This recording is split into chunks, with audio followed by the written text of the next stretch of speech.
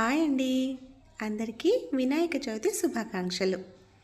ఇదిగోండి, ఈరోజు మేము మట్టి వినాయకుడిని తీసుకొచ్చి పూజ కంప్లీట్ చేసాం. మరి మీ ఇంట్లో పూజ కంప్లీట్ అయిందా? అందరూ వినాయక వ్రత కథ చదువుకున్నారా? చదువుకోకపోతే తెలిసిన వాళ్ళైతే చదువుకుంటారు, తెలియని వాళ్ళు బుక్లో ఉంటుంది, లేదంటే గూగుల్లో అన్నా కొట్టి చూడండి. అది కూడా తెలియకపోతే యూట్యూబ్లో పెట్టుకొనన్నా వినండి. ఈ కథ వినే ముందు అక్షింతల చేతిలో పట్టుకొని కథ వినండి. అయిపోయిన తర్వాత తల మీద అక్షింతలు వేసుకోండి. దీనివల్ల మీరు నైటు చంద్రుడిని చూసినా కూడా మీకు ఎటువంటి నీలాపనిందలు రావు వినాయక చవితి రోజు. ఓకేనా? ఇదిగోండి, నేనైతే ఈరోజు 5 ప్రసాదాలే చేశాను.